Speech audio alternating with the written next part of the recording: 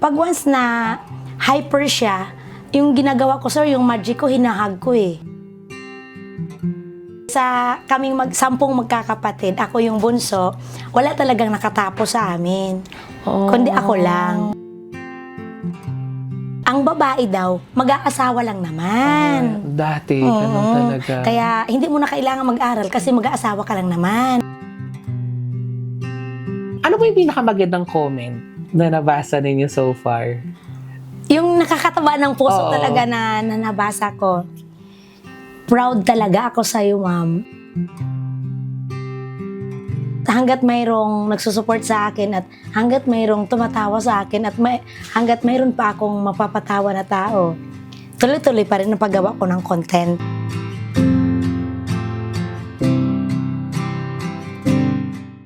Yung Ganon. eraser, binabato. Lumilipad siya. pag binato yung bata na yun, pag magaling yun umiwas, yung nasa likuran yung tamaan. Matatamaan.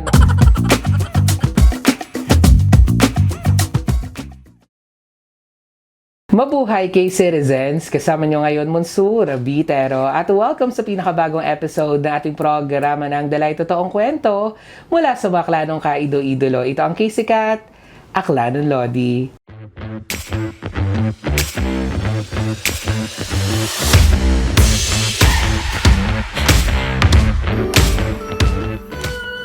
Ang ating Lodi guest this episode ay isang guro na hindi lang basta nagbibigay kaalaman sa kanyang mga estudyante sa loob ng paaralan, kundi siya rin ay nagbibigay ng good vibes sa atin sa social media, lalo na sa Facebook. Nakita natin yung napakasimple niyang buhay araw-araw, pero napakasaya, tapos yung mga makukulit na moments sa loob ng classroom and even the heartwarming ones, yung may mga tinutulungan siya ng mga estudyante at ibang tao. Kaya sabi ko, napaka-interesting ng buhay ni Ma'am. Kaya naman isang malaking karangalan na makasama at makilala natin siya this episode. Let us all welcome to the show, si Ma'am Maya Mobo. Hello, Ma'am Maya. Hello, magandang good morning. araw. Magandang araw din po at magandang araw din po sa inyo lahat. Nako, parang sabi nila napaka-stressful daw yung pagiging teacher, pero parang hindi na mahalata kay Ma'am. Masaya siya, very fresh. Oo. Kailangan, sir eh. Oo. So, kumusta naman po kayo ngayon, Ma'am? Lalo na parang, magwa 1 month nang nagbalik ulit, sa school. Kumusta naman po?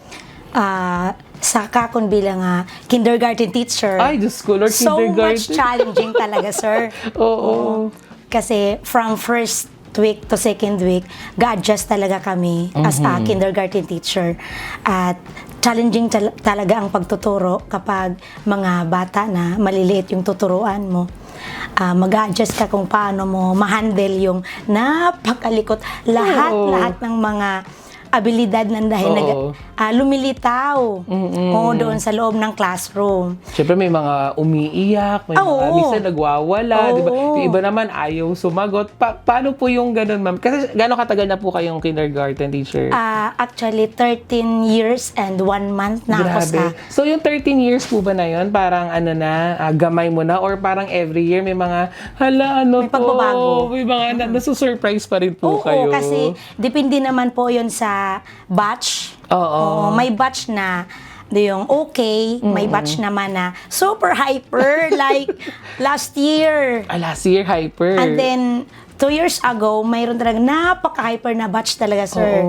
Pero doon ako na-challenge kasi nagkasakit ako doon. Ay, okay. Na nawala yung boses. Oo. Nawala talaga yung boses ko. Pero sabi ko, kailan pa ito mag-graduate kasi parang hindi ko na makakaya.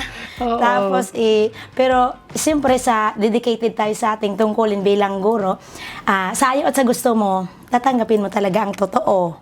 Tapos ayun, nung nag-graduate na sila sa akin, parang natutuwa naman kasi ako salamat sa Diyos nung kapagpahinga naman yung boses ko. Oo. And then the following year, may batch naman na bawas-bawas na rin yung pagiging hyper nila. Medyo iba naman. Oo. Tapos ngayon, mas nabawasan lalo yung pagiging hyper nila at na-handle ko na yun. Tapos parang, yun nga sinasabi mo, sir, na parang ginagamay-gamay ko na lang kasi nababasa ko na rin ang mga kaugalian ng mga bata kung paano mo sila handle sa ugali na hyper at yung ugali na hindi hyper. Sa aking classroom management ay dapat pala sa bilang guro, ito pala yung dapat na gagawin natin sa classroom management, na kapag yung magdidisiplina ka sa mga ganyang ugali, napaka-hyper, wag agad na yung bibigyan ng punishment, kundi Oo. i-reverse. Oo, nire-reverse ko siya. And then may tinatawag na yung rapport, o rapport style siya, na kukunin mo na yung loob ng bata, papakinggan yung side nila kung bakit ganun sila. And then, pag makuha mo yung loob ng bata, syempre, lalapit yung loob niya sa'yo. Oo. And then, pag once na hyper siya, yung ginagawa ko, sir, yung magic ko, hinahag ko eh. Hug yung parang Oo. pampakalma mo sa Yes, kanila. oo. Eto ba talaga yung parang childhood dream nyo dati na, ay, gusto ko, nung bata kayo, parang gusto ko pag lumaki ako, gusto ko maging teacher, Oo. tapos gusto ko talaga kindergarten. Ganun. Hindi. Hindi. Hindi ko gusto na magturo sa kindergarten. Pero gusto mong maging guro. Gusto ko talaga maging guro. okay. Nung maliit pa ako, gusto ko maging Yun na yung guro. gusto mong career. Oo. Kasi sa kaming 10 magkakapatid, ako yung bunso, wala talagang nakatapos sa amin. Oh. Kundi ako lang. Ako lang talaga. Sa sariling 10? sikap. Oo. Sa sariling sikap ko lang, ako lang yung nakapagtapos.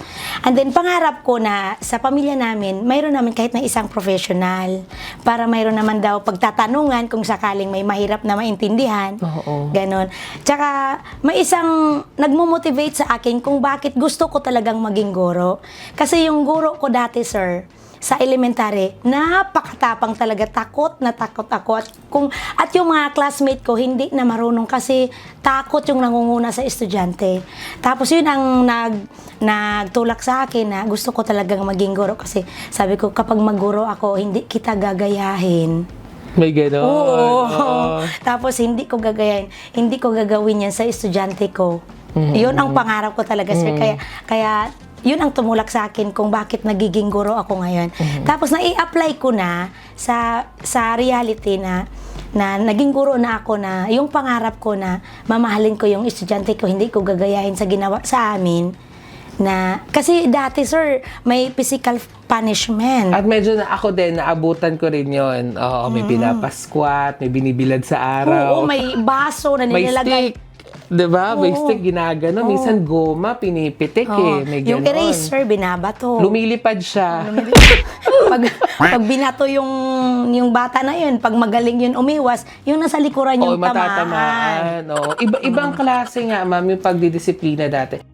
Siyempre sa mga napapanood po natin ngayon, na mga kwento sa eskwelahan, lalo na yung mga kabataan ngayon. Although siguro hindi naman masyado ganun kapareho sa inyo kasi sa kindergarten Oo. kayo. Pero ano po ba yung napansin ninyo na pagkakaiba ng mga estudyante noon sa ngayon? Tsaka nakakapagdisiplina pa rin po ba kayo? Oo. Effective pa rin yung pagdisiplina ko kasi nga, sir, yung sa word na yun, na rapport na yun, mahalin mo muna yung bata para magkaroon ng respeto at yung pagmamahal yung bata sa'yo at nafe-feel ng bata na safe siya sa'yo, makapagdisiplina ka na ng effective. Pero may pagkakataon din po ba, ma'am, na parang napikon talaga kayo, na parang mutik-mutika na talaga kayong nawala talaga sa, nawala talaga sa composure na, ay nako, konti na lang talaga. Yung may gano'n na rin po ba kayo moment? May ganun ako, pero lumalabas ako ng pinto para hindi ko sila pagalitan ng Oo, gusto. tsaka hindi na mapisikal, oo, no? Kasi ayaw ko, sir, na magkaroon ng sama ng loob yung bata sa akin na mag-graduate sila na tatandaan talaga ikaw na guro ka kapag ganyan ka magdisiplina sa estudyante. Hindi ka talaga makakalimutan. So, kumusta ka naman ikaw as a nanay naman? Pareho lang din ba sa mga Hindi. estudyante? Or mas stricto Magkaiba ka? eh. Mas stricto ka? Mas strict ako sa anak ko. 5 ang anak niyo po, 5. di ba? So, Oo. lahat sila stricto kayo? Oo, pareho. 4 na lalaki, isang babae lang. Ay, Diyos ko. Medyo mahirap pag puro lalaki. Oo, kasi barako sila eh. Oo. Malaki pa sa akin. Baka nagbubugbugan. Alam mo naman yung laro pero may minsan takot sila sa akin, sir. Okay. May takot sila sa akin. Kasi one word is enough lang ako pag magdisiplina. Pag once na sinabi ko na wag, at ayaw mong sumunod, warning pa lang yon. Pag once na inulit mo yun, tatamaan ka na sa akin. Ay, may ganon. Oo. Pero effective sa kanila naman siguro. Oo, effective. Kaya isang salita lang ako, hindi mo nasusunod. Pag pangalawa, alam na nila yon. Yun na yun. Pero balikan na natin ng onti, din, ma'am, yung dati na estudyante ikaw, di ba nasabi mo, sa 10 kayong magkakapatid, ikaw lang yung nakagraduate, naging professional. Kamusta po yung buhay noon? Mahirap po ba talaga? Ano po bang trabaho ng mga magulang niyo before? Farmers lang, sir. So, Farmers hindi rin lang. ganun kalaki yung kinikita. Actually, sir, hindi pinapahalagan yung pag-aaral sa amin noon. Dati, Oo. Kasi, dahil ang babae daw, mag-aasawa lang naman. dati, ganun talaga. Kaya, hindi mo na kailangan mag-aral kasi mag-aasawa ka lang naman. Yun sa amin, kasi sa bundok sa amin. Kaya, Lunes, Martes lang ang pasok ko sa school. Tapos, ang And then, Wednesday to Friday. Thursday, Friday, nasa bundok na kami, magdadamo na kami. Pero sinabi mo naman sa mga magulang mo na, ay, hindi, gusto ko po talaga makapagtapos. Papagalitan ka talaga, sir. Anong pakiramdam pag ganyan na? Siyempre, umiiyak. Umiiyak talaga. Tsaka, gustong-gusto mong mag-aral, pero hindi ka pinapapasok. Kaya pagkapasok namin ng Lunes, siyempre, nag-aaway. May kaaway ka na kaagad sa pinto pa lang. Oo, kasi ayaw kang papasukin. Hindi. Sasabihan ka ng classmate mo, subat nga tangbo. Ano yan? Yung parang yung alam mo yung tangbo na ng kawayan, Ay, okay, tangbo ng kawayan. Sumusubat ka lang. Nagkaroon po ba kayo ng tampo sa mga magulang nyo na bakit parang Hindi. nilimitahan nyo? Hindi ako nagtatampo. Actually, hindi ako nagtatampo sa magulang ko. Dahil naiintindihan mo. Oo, naiintindihan ko. Yung, kung baga, yun din ang pagpapaintindi sa kanila eh. Kasi ang nanay at tatay ko, hindi rin nakapagtapos ng grade 6, ng elementary. Ang tatay ko, illiterate talaga ang tatay ko. Tsaka yung nanay ko, grade 3 lang. No, kaya yung pagpapahalaga sa pag-aaral, wala. Pagpapahalaga sa Kasi education, parang wala. culture, parang norm sa inyo Oo. na hindi talaga nakakapagda. So, nung grade 1 to grade 6, paano kasi sinusuportahan ka naman ng magulang mo like sa mga baon, ganyan? Sa kanin. sa baon, sa kanin, sa ulam, ganun. Pero yung pera, gumagawa talaga kami ng paraan na magkakapatid kung paano kami Magkaroon ng baon. bayad sa school. Kasi dati, sir, may bayad ang isa. Elementary pa lang, naghanap na kayo parang pambayad? Oo, alam mo ba yun kung saan ako kukuha? Yung mga dagas ng nyog, yun ang ibibinta ko sa teacher ko, sa advisor ko. Yung tanim ni nanay na kalabasa, yun ang kinukuha ko at ibibigay ko sa teacher ko. Ma'am, ito yung mambayad ko sa exam ko. Mapihit. Maparaan agad, bata pa lang. Yung gamit ko sa school, siyempre sarili ko yun na pera. Kasi nung 8 years old na ako, nag-start na ako nagapamugon sa tao. Para magkapera ako, magka-income ako, pambili ko ng sarili kong damit, sarili kong notebook, sarili kong bag. Pagpasok rin sa school, bago rin lahat kasi sa pamagitan ng pagsisikap ko. Wow. So, nung nag-high school and college, paano yun? Nung high school, first year and second year, siguro maluwag na kami na pumasok sa school. Kasi si nanay, si tatay, pumunta ng Montalban. Doon sila nagbakasyon ng 3 years. Pero kami lang dito namuhay na 4 na magkapatid. Nagbakasyon sila doon. Doon sila, nag-uma rin sila doon. Pang-uma din dito yung alis. Pero nagpapadala ba sila ng pera like for school? Kayo pa rin talaga. Oo, kasi doon ako natuto na kung paano magkupras. Kung paano gumawa ng abaca fiber. Doon ako natuto. Doon din ako natuto kung paano maghanap ng pambili ng bigas, ng ulam. Oo. Doon, pero ang kapalit nun, maluwag kami pumapasok sa school. 5 araw, makakapasok na kami sa school. Kaya nakakuha na ako ng 85 na grades. Wow! Ganun yun. Grabe yung Siyempre yung elementary, high school, kahit paano, hindi pa naman siya ganun kabigat when it comes sa mga bayarin. Siyempre yung college, iba na yun, ma'am. Yung sa college, nung nag-college ako, kasi doon ako, sir, nag-transfer ako sa Montalban ng 3rd year and 4th year. Doon ka nag-school? Oo, doon ako nag-school. Pero sa Libakaw talaga ako, first year and second year. And then, pag 3rd year and 4th year, sa Montalban ako nagtapos noon. And then, nag-stop ako ng 1 year. And then, after 1 year, sa 1 year na yon, nagtrabaho ako bilang sales lady dito sa Maynila. And then, nag-ipon-ipon ako kasi pangarap kong magtapos. Tsaka yung pangarap kong maging guro, Oo. gusto kong matupad. And then, umuwi ako ng Aklan. Pag uwi ko dito sa Aklan, akala ko, siyempre may magpapaaral sa akin. Kasi college yun, mabigat Oo. yun. Pero nabigo rin ako sa pangarap ko na may tutulong sa akin. Pero may isang tao na kaanib sa iglesia na sabi niya, pwede ka naman mag-apply ng working student. So, dyan sa NVC, yan ang may malaking utang na loob ako dyan sa NVC. Kasi natanggap ako na as working student within 4 years.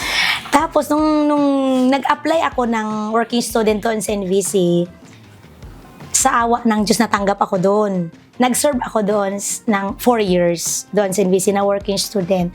So, dati, ang working student, magkaiba noon kasi sa ngayon, ang offer nila. Dati, 75% free tuition fee. Dati. And then, may sobra pang 25% na babayaran. Yung miscellaneous ko, babayaran talaga yun. Compulsory yun. And then, nagtatrabaho ako doon. Pumapasok ako doon ng madaling araw, alas 5, doon ako. Ang aga. Nag-scrub na ako doon. Walang vacuum pa doon. No, vacuum cleaner, wala pa. Paa pa lang ang vacuum noon. Ang scrub pa lang yun, yung bunot. May mga paraan talaga ang Diyos kung paano ako mamuhay ng 4 na taon sa pag-aaral. May ginamit na kasangkapan ng Panginoon siguro na yung best friend kong taga-Malay, si Nidy Francisco, na tinulungan niya ako kung paano makakain sa lunch. Siya yung napakain sa loob ng 4 na taon. Nag-share. Oo. Nagbigay talaga siya ng pagkain sa akin. Minsan dinadala niya ako sa boarding house, minsan binibigyan niya ako.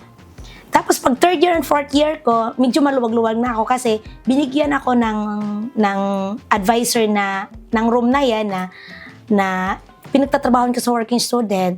Binigyan na ako ng 2 bata na mag-tutor. Extra income din. So may income ako sa 2 bata, tig 50 per head. So may 100 ako sa isang araw. Wow, Yun. makakakain ka na. Diba? Nakakakain Naipon mo. ko yun, sir. Naipon ko yun. Tapos, kahit papaano, yun ang binabayad ko sa miscellaneous fee ko. So, ano pong pakiramdam nung mga panahon na yun na graduation na? Tapos parang looking back, di ba? Parang inaalala mo yung lahat ng mga Nakaraan, pinaghirapan mo. struggle. Parang napaka-imposible kasi walang sumusuporta. Si Lord lang talaga yung bumabay sa'yo. Minsan, sinusuportan ako ng kuya ko na miscellaneous. Oo. Pero siyempre, pang araw-araw mahirap. Pero most of it kasi Opo. from your hard work po Opo. talaga. Oo. So, nung natanggap mo na yung Tapos nag-graduate din ako with flying colors. meron po kayong award? Cum laude din po ako kahit papaano. Wow! Grabe naman! Anong pakiramdam na tayo? Hindi ko kayo umiyak? To graduation? Hindi. Kasi, Pinagtibay ka na ng panahon. Hindi ko ba naging madrama na? Hindi. Wala naman. nakagraduate ako na pangarap ko talaga na magtatapos ako na may honor. Kasi hindi ko naranasan yung honor na yun. Simula elementary hanggang high school. High school, mayroon. Nung elementary, wala talaga akong honor. Kasi nga Monday, Tuesday ka lang pumapasok. Nung first year, second year, wala rin akong honor. Pagka-graduate ko ng 4th year, siyempre maluwag na ako. Top 1 din ako doon. Wow! Kaya alam mo, naniniwala talaga ako na may mga estudyanteng matatalino, hindi lang talaga nabibigyan ng Pagkakataon, oo.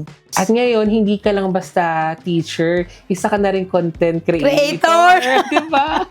In fairness, ang dami mo ring views, ha? Dami. Umaabot din ng 6. Kailan naman to nag-start, ma'am? And ano yung parang nagsabi sa inyo na, ay, Gusto ko maging gusto ko content mag-content creator din Nung last year lang, 2025. Ay, bago lang.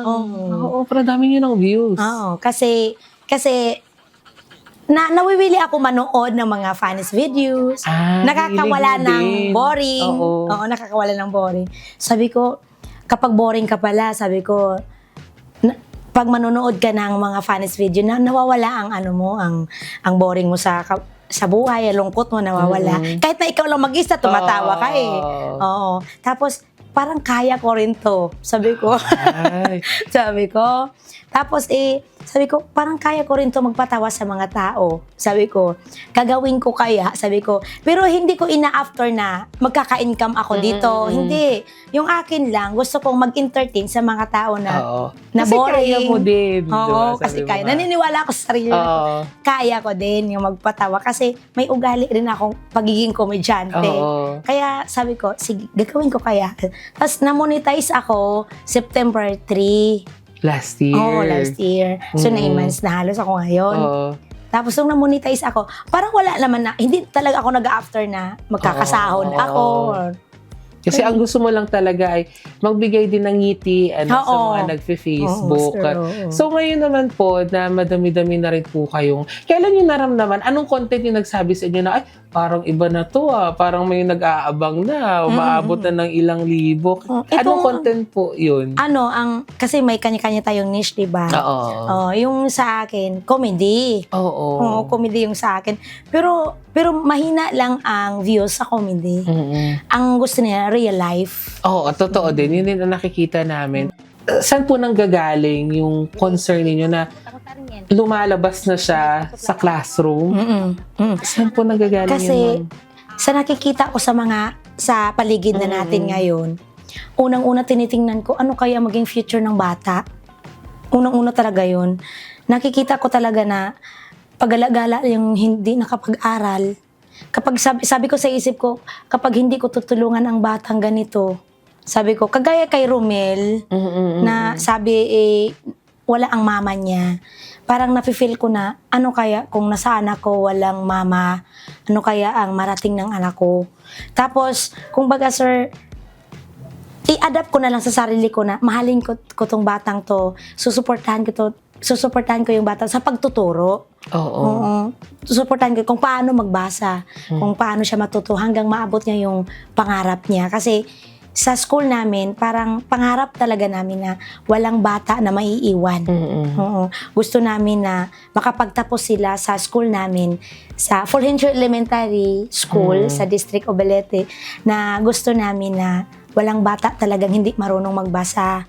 Kaya naisip ko na yung batang to, kapag hindi namin tutulungan, hanggang dyan lang siya. Kaya kaya mahal ko talaga yung tinanggap sa sarili ko na mahalin ko sila para pag mahal mo kasi sir ang bata madali mong turuan. Madali siyang sumunod sa'yo. Kaya ganon si Romel. Marunong na rin si Romel ngayon magbasa. Pero syempre ma'am, at the end of the day, mahal nyo itong mga bata na to. Pero may mga anak din kayo na sarili ninyo. May mga pagkakataon ba na na-feel ninyo na, teka lang, parang mas madami akong oras sa Sa kanila. kanilang mga pupils ko kaysa sa sarili kong mga anak. May mga ganon din po ba kayo? Medyo nagigilty din kayo. Oo. Ganon kasing mga guro kami Oo, Kumbaga, kulang yung oras namin sa pagtuturo sa sarili naming anak. Oo, mas marami pa Halos kayong doon. oras doon sa school Mahaba yung time namin doon, lalo na sa aral program ngayon na free tutorial. Oo. Na yung sa free tutorial na yan, may 1 hour o 2 hours na i-spend mo talaga sa bata para matuto. Yung hindi nga kami makapag-spend ng 1 hour sa anak namin. Diba? Oo. Pero buti hindi naman sila nagtatampo. Wala namang nagtatampo sa mga anak niyo. Wala naman. Wala kasi naman. binibigyan ko rin 15 minutes. Oo. At least quality, kahit 15 minutes, Oo. quality Oo, time quality naman time siya. naman yun, oo. So ngayon naman po ma'am, ano po yung pinakamagandang comment na nabasa ninyo so far? Yung nakakataba ng puso Oo. talaga na nabasa ko. Proud talaga ako sa'yo, ma'am. Sabi niya. Kasi bihira lang ang teacher na ganyan. Yun talaga ang Oo. comment na nabasa ko. Tapos, nakakaaliw ka, ma'am. Sabi niya. Oo. Nakakawala ka na. Ipasayaw-sayaw ka pa Sorry. minsan. Yun ang comment Oo. talagang nakakataba ng puso. Tapos, dito lang kami, ma'am, magsusupport sa'yo. Oo. Dagdagan mo pa ang content mo. Grabe, mga Ganon. nagtitiwa. Pero may basher din po ba kayo? Oo, bilang... Ay, meron pa din. Ba't naman magbabash? Oo, yung bashers na yan, bilang na bilang pa lang sa kamay. Okay. At ano naman yung medyo hindi naman na-apekto, pero parang sobra naman tong COVID na to, parang hindi naman natama. Pero tanggap ko naman yun. sabi niya, dada ka lang ng dada, sabi niya. Oo. Sabi niya, teacher ka mo, dada talaga yun ang dada. Hindi ko sinagot yung gano'n. Okay. Tapos sabi niya, puro ka lang wakal. May ganyan Tapos, minsan naman, pero nagtatago sa identity niya. So medyo wala namang, hindi naman tatago sa atin yung ganyan. Pero merong isa na hindi tago. Yung nag-TikTok ako sa sementeryo. Yung sabi niya sa akin, irespeto mo naman yung mga patay. So ano sabi niyo po? Hindi niyo na lang nireply? Sabi ko, ma'am, nirerespeto naman talagang patay. Kinakantahan nga Oo, diba? Sabi nga, gustong-gusto nga ako nung patay na kinakantahan sila Oo, diba? Malay mo naman ma-entertain yung mga patay. Minsan lang sila sinasayawan, diba, ma'am? Pero minsan ba, ma'am, inisip niyo, hanggang kailan ko kaya to gagawin? Kasi parang nakikita ko, very yung pag-upload niyo, paggawa niyo ng content, kapag hindi niyo siya talaga napapabayaan. Hanggang kailan niyo balak maging isang teacher and at the same time content creator din si ma'am? Hanggat kaya ko pang gumawa ng content, gagawa pa rin ako. Tapos hanggat mayroong nagsusupport sa akin at hanggat mayroong tumatawa sa akin at hanggat mayroon pa akong mapapatawa na tao, tuloy-tuloy pa rin ang paggawa ko ng content. Kasi nai-inspire din ako na may napapasaya akong tao. At hanggat kaya ko pang mag-edit, ayun, kasi ikaw lang din ba mahirap nag-i-edit, ma'am? Oo. Wow. Mahirap mag-edit sa ikaw na yung CapCut. artista, ikaw pa yung editor. Grabe naman sa talent yan. Gano'ng katagal minsan natatapos, ma'am, yung isang pag-edit? Kapag long form video, at lalo pa yung real life na yung video mo, 3 hours abutin ka ng 3 hours. Tapos voice over ka pa minsan, voice over ka pa. Tsaka pinipili mo pa yung maganda Tsaka bago mo, para magiging quality talaga siya, engaging talaga yung content mo. Kaya abutan ng 3 hours. Kaya nagagalit yung nanay ko sa... Isa pa yun sa basher yung nanay ko. At least totoong basher yung nakikita mo talaga. Bakit daw? Lagi kayo nakababad sa cellphone? Puro ng kanya cellphone. Pero hindi ko naman pinapabayaan. Sabi ko, hindi ko naman pinapabayaan yung pagkain Parang bata pa din, no? And of course, meron po tayong mga viewers yun, for sure, mga followers nyo din, no? Ano po ang message ninyo sa inyong mga followers, Mamaya? Hello po. Unang-una, maraming salamat po sa support nyo. Hindi ko akalain na makakaabot ako sa ganun ka-number na views. Tsaka yung akin lang, mag-i-entertain lang ako na, akin lang. Pero hindi ko akalain na marami pala na na-inspire ako na tao. Kasi sabi nga ninyo na mga followers ko, mayroon talagang followers na maraming salamat, sabi niyo sa akin na nakakapagbigay ako ng idea sa inyo na hindi niyo alam. Kaya pinapasalamatan ninyo ako. Maraming salamat din sa inyo kasi nandyan kayo nagsusupport sa akin. Sana mayroon pang madagdag na supporters, followers. Hindi rin kayo magsasawa na panoorin yung videos ko. Sorry kung minsan na hindi ako nakakapag-upload kasi kapag class days talaga from Monday to Friday, busy talaga ako kasi sa pagtuturo nga at saka challenging ngayon ang pagtuturo compare noon. Makakapaggawa lang ako ng long form videos at saka mga engaging content kapag Saturday and Sunday. So, hindi ako nagsasawa na magpapasalamat po sa inyo lahat. Maraming salamat po. Ano nga po ulit yung Facebook din ma'am para ma-follow din kayo ng ibang ang viewers Facebook natin? ko ay Maya Naralmobo. Ayan. So, i-follow po ninyo si ma'am. Opo. And advice din po, sa mga gusto rin pumasok. Siguro sa mga kagaya nyo rin na may mga ibang career o profession, tas parang gusto rin maging content creator. Paano po ba i-balance para man ma-inspire din sila? Kung gusto niyo maraming kontra, mag-vlogger na kayo. Joke lang. Ganito yon. Magtiwala ka sa sarili mo. Yun ang unang-una. Tapos, maging determinado ka na marating mo ang iyong pangarap mo na yon. Laging positive ang iyong pananaw. Huwag mawala ng pag-asa na balang araw, maaabot rin natin at aayon din ang panahon sa atin.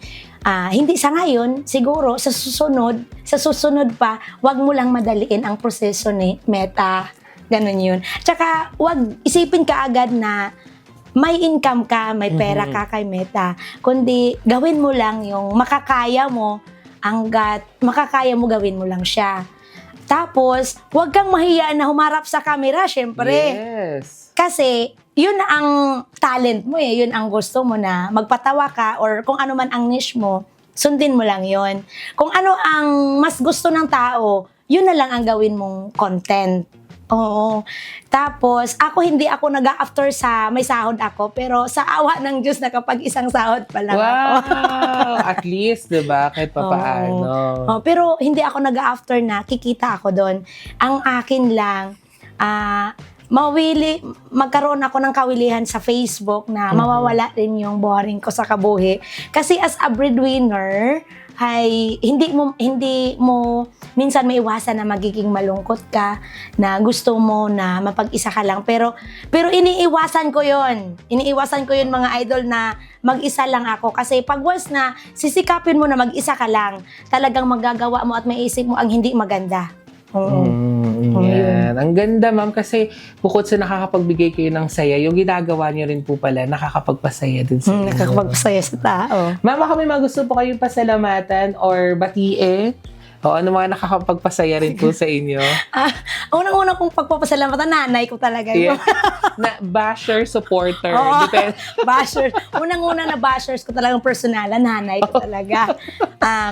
Pinapasalamatan ko syempre ang nanay ko kasi hindi ko magawa ang pagiging content creator ko kapag wala ang nanay ko sa bahay. So, kapag nandyan ang nanay ko sa bahay, syempre inaalagaan niya yung anak ko, makakapaglayas ako. Gano'n yun. Tapos, maraming salamat din po sa mga followers ko, tsaka sa mga bashers ko, kasi isa na rin yan yung kapag may bashers ka, sir, pwede mo siyang gawing content. Yes, totoo, diba? Oo, ganun yun. Ayan. Kaya maraming salamat din sa mga bashers na ganyan. Tsaka, ito pa ang karagdagang payo sa inyo, kapag kung sino man ang gustong pumasok bilang vlogger, huwag kayong pikunin. Oo. Kasi kapag once na pikunin ka, marami ka talagang kontra. Oo. Patibayan ito ng loob. Kapag may mabasa ka na negative at saka hindi maganda sa yung pandinig, huwag mo siyang patulan. Huwag mo talaga siyang patulan. At saka huwag kang magbitaw ng ikakasama din niya ng loob, kasi mag-aapoy yun. Mag-aapoy ka rin. Mamaya marating kayo sa pisikalan. Oo, ganun yun. Kung yun nga ang kasabihan, pag binato ka ng bato, batuhin mo ng tinapay sa loob ng garapon. Yung tinapay may naman ding bato. Para may impact, ma'am, no? So, ayan, maraming salamat po again. Nice meeting you. Kasi ako talaga, hindi ako nagko-comment talaga usually, or baka hindi ako nagre-react sa mga posts ni ma'am. Pero kasi, lagi ka dumadaan sa newsfeed, tapos tuwang-tuwa ako. Sabi ko, parang hindi naman to teacher. Kasi ang ina-expect ko na teacher, diba, yung laging mukhang pagod, seryoso, ganyan. Pero ikaw, ang saya lang. Parang gustong-gusto niyo yung ginagawa. Tsaka yung mga sinishare niyo po minsan, parang, in fairness naman, may mga natututunan din talaga kami. Kaya may halong kalokohan minsan, diba? Na-entertain kami. So maraming salamat, ma'am. Lalo na this episode na, yun nga, puro saya lang yung nakikita din namin sa vlogs mo. Pero, yung kwento mo simula noon, parang ako personally na-inspire ako, kasi kahit pala ganong kahirap yung buhay, basta may pagsusumikap at may pangarap ka, may pangarap. tutupad siya talaga. Pag once na may pangarap ka, sir, matutupad talaga yun at determinado kang marating yun. At maraming salamat, ma'am, sa pag-share ng istorya mo ngayon, this episode sa aming programa. Sana mas dumami pa ang followers ni ma'am, at sana mas marami siyang masweldo. Para mas ma-inspire, di ba, ma'am?